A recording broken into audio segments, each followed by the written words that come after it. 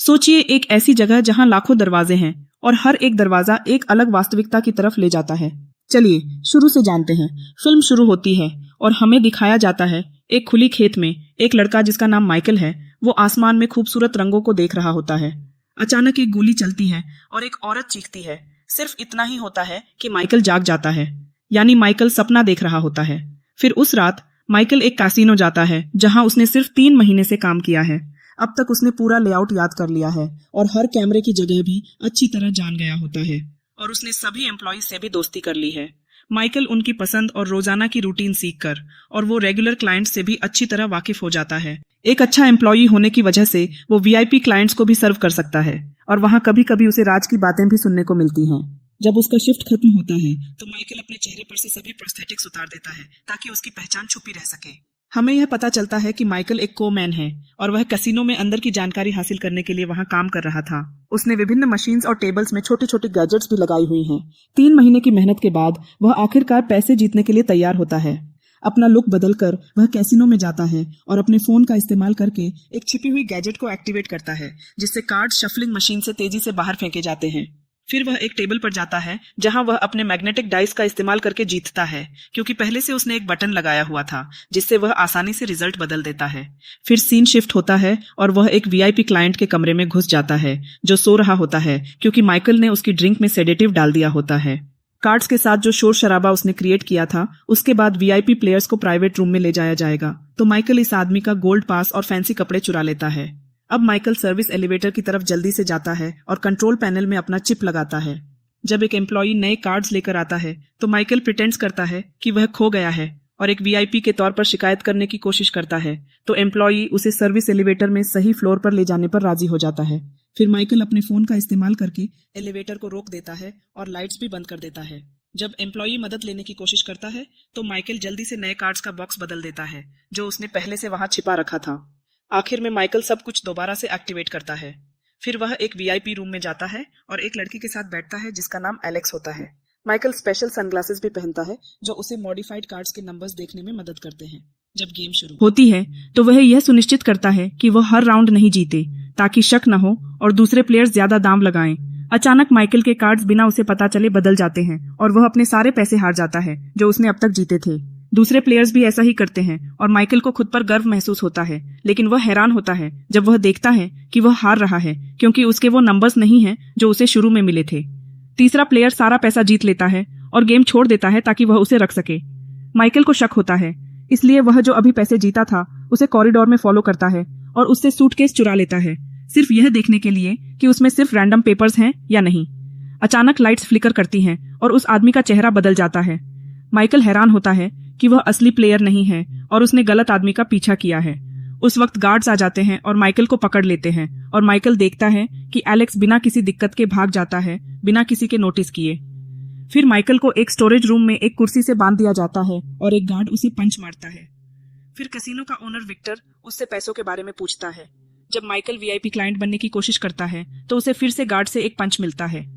फिर वह समझाता है कि एक दूसरा कॉनमैन पैसा ले गया। विक्टर उस पर यकीन नहीं करता और उसे 1 हफ्ते का वक्त देता है कि वह पैसा वापस लाकर दे किसी भी तरह, वरना उसके साथ बहुत बुरा होगा।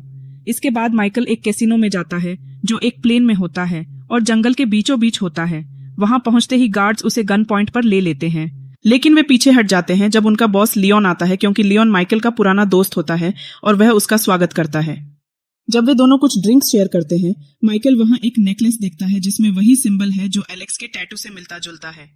माइकल उस नेकलेस के बारे में पूछता है, लेकिन लियोन पहले उससे बताने के लिए कहता है कि क्या हुआ। फिर लियोन समझाता है कि कुछ ऐसे लोग होते हैं जैसे साइकिक्स और विचेस जो इस क्षमता के साथ पैदा होते हैं कि वे अपने कॉन्शियसनेस में घुस सकते हैं, जो एक खास कमरा है जहां उन्हें सुपरनैचुरल एक्टिविटीज करने की इजाजत होती है। एलेक्स के मामले में ऐसा लगता है कि उसके पास वह ताकत है कि वह चीजें बदल सकता है जो दूसरे लोग नहीं देख सकते। लियोन एक किताब का इस्तेमाल करके समझाता है जो लेजेंड के बारे में बताती है ड्राइंग्स के जरिए। लियोन समझाता है कि दुनिया में हर कोई कलेक्टिव अनकॉन्शियसनेस से बंधा होता है और सारी मिथ्स वहीं से आती हैं। ऐसे लोग जो खास ताकत रखते हैं वे अपने कॉन्शियसनेस से बाहर निकल सकते हैं और कलेक्टिव में घुस सकते हैं।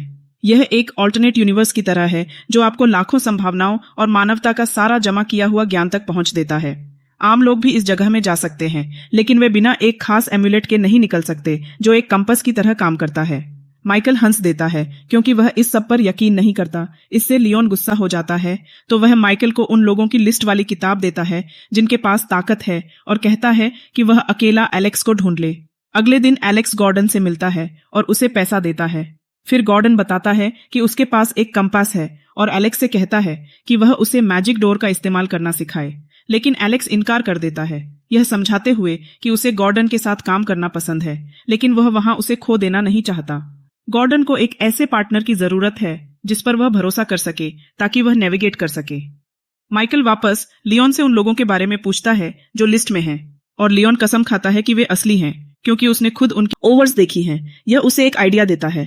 वह पैसा कमा सकता है अगर वह अलग पावर्स रखने वाले लोगों को हायर करे ताकि वे सब मिलकर कसिनो को हरा सकें। लियोन बताता है पहले एरिक है, एक अमीर लड़का जिसके पास टेलीकिनेसिस है जो काम नहीं करना चाहता। फिर टोनी है, एक टैक्सी ड्राइवर जो इलेक्ट्रॉनिक डिवाइसेस को कंट्रोल कर सकता है।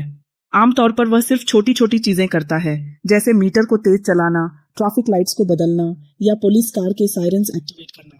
माइकल दोनों से मिलता है और आसानी से उन्हें एक खास टीम ज्वाइन करने के लिए राजी कर लेता है ताकि वह बहुत सारा पैसा कमा सके। अगला केविन है, एक हिप्नोटिस्ट जिसे उसके माता पिता ने मेंटल इंस्टीट्यूशन भेज दिया था।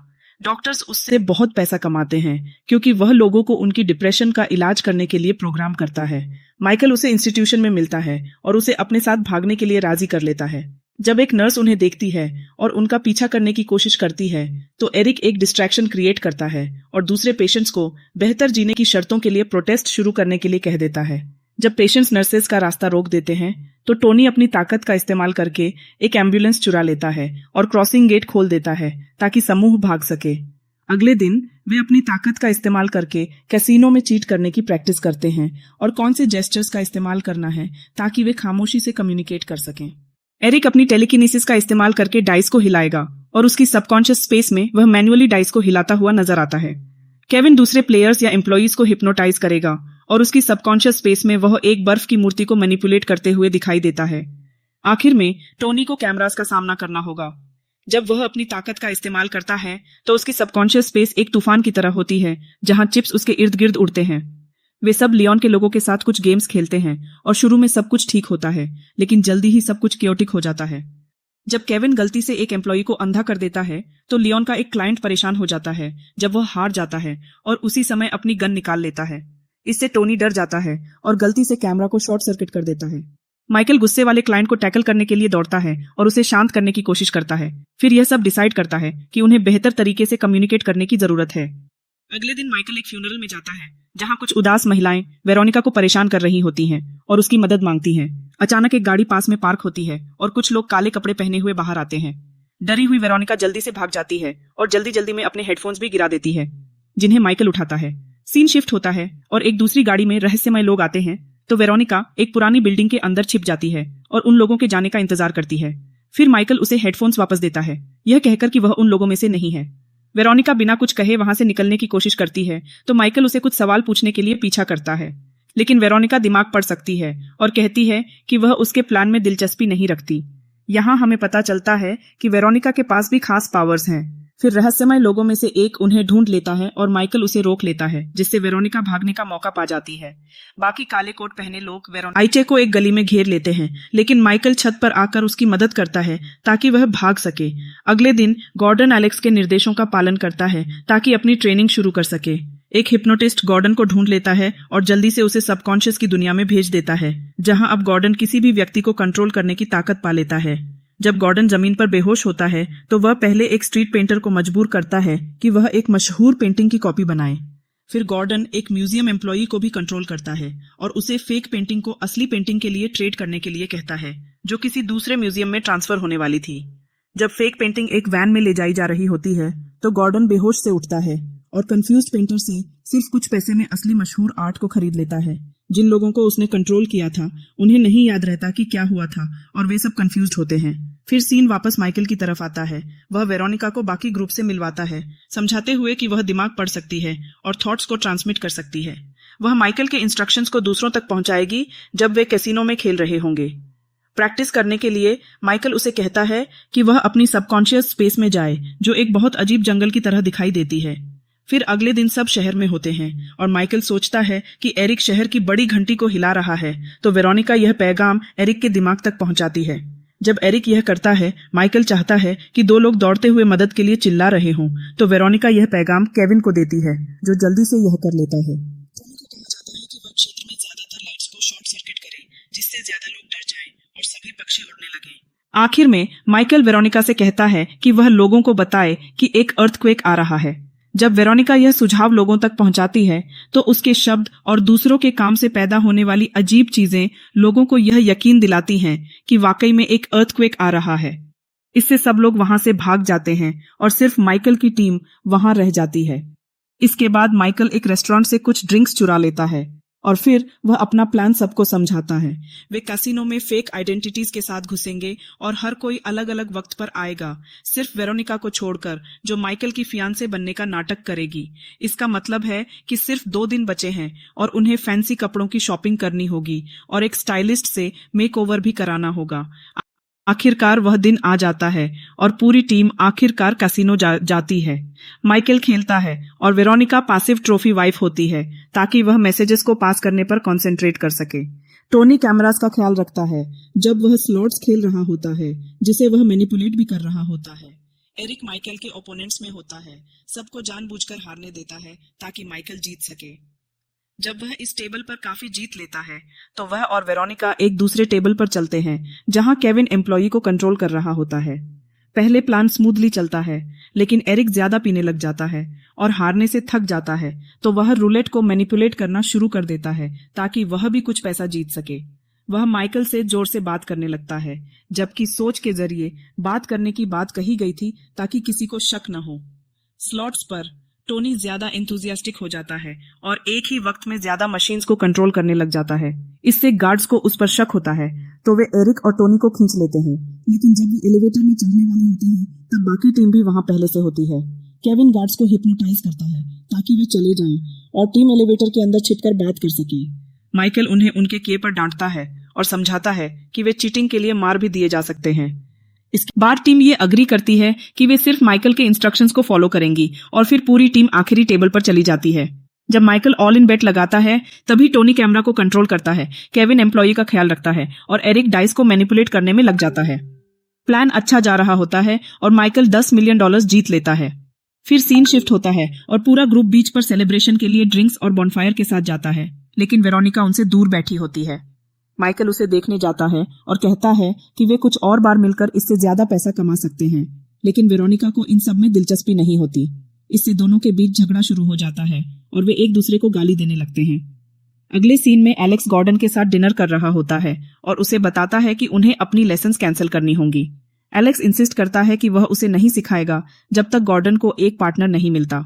फिर गॉर्डन माइकल के बारे में पूछता है और एलेक्स उसे नई टीम के बारे में बताता है। गॉर्डन यह सुनकर खुश नहीं होता और अनाउंस करता है कि उन्हें बीच में आना पड़ेगा। अगले सुबह टीम रास्ते पर होती है, जब अचानक उनका पीछा एक एसयूवी करती है। जब रहस्यमय गाड़ी उनसे आगे निकलती है, टोनी उसके इर्द गिर्द घूमता है और उसे छुड़ाने की कोशिश करता है, लेकिन एक और गाड़ी पीछे से आकर उनका पीछा करना शुरू कर देती है। कुछ ही मिनटों में एसयूवी इस गाड़ी को घेर लेती हैं और टोनी को रास्ते के बीच में ही रोक देती हैं। विक्टर अपने लोगों के साथ बाहर आता है, जो पूरी टीम को पकड़ लेते हैं और उनके हाथों में हथकड़ियां लगा देते हैं ताकि वे भाग न सकें। माइकल समझाता है कि उनके पास बहुत पैसा है, लेकिन विक्टर अब उनकी पावर्स में ज्यादा दिलचस्पी रखता है। क्योंकि माइकल के पास कोई एबिलिटीज नहीं है, उसे एक क्लिफ के एज पर ले जाया जाता है और गोली मार दी जाती है, जिससे उसका शरीर जंगल में गिर जाता है। ग्रुप इस नजारे को देखकर बहुत उदास होती है और वे अपनी सबकॉन्शियस स्पेसेस में छिपकर माइकल के जाने का गम मनाते हैं। ये माइकल की टीम को नहीं पता कि विक्टर ने उनके साथ एक चाल चली है और माइकल जिंदा है। दूसरी तरफ दिखाया जाता है कि माइकल ठीक है और उसे गॉर्डन के पास ले जाया जाता है, जो असल में उसका पिता होता है। गॉर्डन अपने बेटे के हाथों से रोप्स काट देता है और माइकल फ्रीक हो जाता है जब उसे समझ आता है कि उसका पिता इस सब के पीछे था। गार्ड्स उसे रोक लेते हैं और गॉर्डन यह बताता है कि माइकल ने 10 साल से उसे नजरअंदाज किया है और यह सिर्फ उसकी ध्यान खींचने का एक तरीका था। गॉर्डन उसे याद दिलाता है कि जब माइकल छोटा था, वे खास दरवाजे को खोजने का सपना देखा करते थे और अब उसे पता है कि वह कहाँ है। कुछ वक्त बाद विक्टर के कैसीनो में टोनी, केविन और एरिक, इन तीनों को विक्टर के क्लाइंट्स को हराने के लिए एम्प्लॉइज के तौर पर काम करने पर मजबूर किया जाता है। एक दोपहर जब वे अपने कमरों में लौटते हैं तो उन्हें अपने बाथरूम में एक प्लम्बर काम करते हुए मिलता है। यह असल में माइकल है जो दूसरे लुक में है और वह देखता है कि वेरोनिका गायब है। बाकी लोग समझाते हैं कि उसने विक्टर के लिए काम करने से इनकार कर दिया और वह इस समय कोमा में है क्योंकि उसने अपनी सबकॉन्शियस स्पेस नहीं छोड़ी जब उसने माइकल को उस तरह मरते देखा।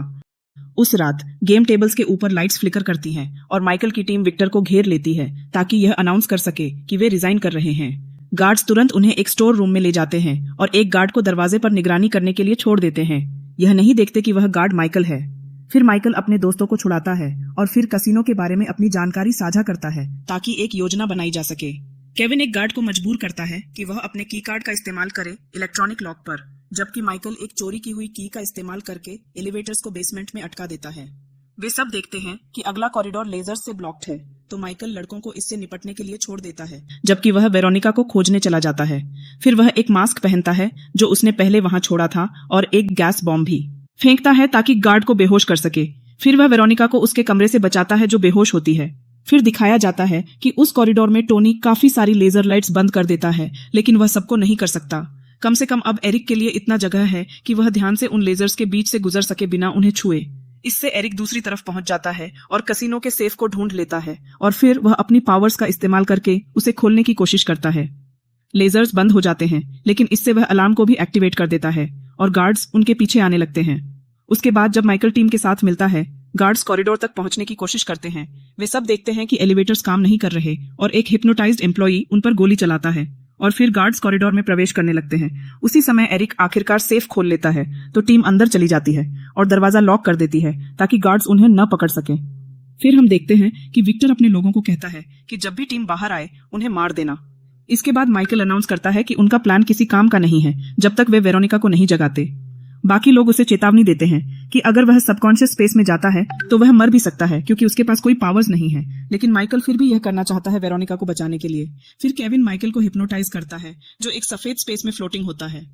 उसकी जिंदगी के महत्वपूर्ण ऑब्जेक्ट्स उसके इर्द गिर्द फ्लोट करते हैं और वह अपने अतीत की कॉन्वर्सेशन सुनता है जो उसे उसकी माँ की मौत और सालों में किए गए सभी इलीगल कामों की याद दिलाते हैं, जिसमें वह समय भी शामिल है जो उसने जेल में बिताया। फिर माइकल को वेरोनिका की आवाज सुनाई देती है जो उसे सेल्फिश कह रही होती है। फिर उसे एक दरवाजा नजर आता है और माइकल उसे पार करता है। वह गिरते हुए एक बड़े मैदान में पहुंचता है जहां कई दरवाजे होते हैं और आसमान में खूबसूरत रंग बिखरे होते हैं। साथ ही एक तूफान भी आ रहा होता है, इसलिए वह एक दरवाजे के पीछे छिपने के लिए दौड़ता है। तूफान जल्दी से उसे पकड़ लेता है और लगभग उससे टकराने वाला होता है, लेकिन वह एक हाथ उठाता है और तूफान फ्रीज हो जाता है। सिर्फ एक इशारे से वह इसे जमीन पर गिरा देता है और मैदान को साफ कर देता है। फिर माइकल जमीन पर बैठता है और वेरोनिका की यादों पर ध्यान केंद्रित करता है। अचानक जमीन फटने लगती है और मैदान को शहर में बदल देती है। माइकल सीढ़ियों से चढ़ाई करता है और वेरोनिका को आसमान में रंगों को देखते हुए पाता है। जब वह उसके करीब आने की कोशिश करता है और जैसे ही उसे छूता है तो उसे एक फोर्स फील्ड दिखाई देती है जो वेरोनिका को घेर रखती है। वह कुछ बार इस पर ठोकर मारता है और चिल्लाता है, लेकिन वेरोनिका कुछ भी प्रतिक्रिया नहीं करती। फिर माइकल अपने ख्यालात भेजने की कोशिश करता है। इससे इमारतें गिरने लगती हैं और वह बारिश में बंजर जमीन पर आ जाता है। फोर्स फील्ड अब भी विक्टोरिया की रक्षा कर रही है, लेकिन अब वह उसे सुन सकती है। वह कहती है कि वह असली दुनिया में वापस नहीं जाना चाहती क्योंकि वहां उसका इंतजार करने वाला कोई नहीं है। माइकल समझाने की कोशिश करता है कि वह असल में जिंदा है, लेकिन वह उस पर यकीन नहीं करती, इसलिए वह उन दिनों की याद भेजता है जब वे मिले थे। फिर से चेस होती है और जब माइकल छत पर आता है तो वह उसे बताता है कि उसके पास सिर्फ वह है। वेरोनिका उसका हाथ पकड़ लेती है और दोनों को सभी दरवाजों वाले मैदान में ले जाया जाता है। वे एक किस शेयर करते हैं। फिर वेरोनिका एक दरवाजे से निकल जाती है जिससे वह असली जिंदगी में जागती है, लेकिन क्योंकि यह माइकल का पहला बार है, उसे अपने आप निकलने का रास्ता ढूंढना होगा। एक फ्लैशबैक दिखाता है कि गॉर्डन ने माइकल को सबकॉन्शियस स्पेस के बारे में सब कुछ सिखाया था और वह चाहता था कि उसका बेटा उसका पार्टनर बने ताकि वे मिलकर दरवाजों का इस्तेमाल करके एक बिजनेस शुरू कर सकें। उसने उसे कंपास भी दिया था और मदद भेजने का वादा किया था। आज के समय में माइकल देखता है कि एलेक्स एक दरवाजे से बाहर आ रहा है और वह उसका पीछा करना शुरू करता है और फिर वह क्षेत्र कसिनो में बदल जाता है। माइकल एलेक्स का पीछा करता है और दोनों मिलकर उसकी प्रिज्यूम्ड डेथ का दृश्य देखते हैं।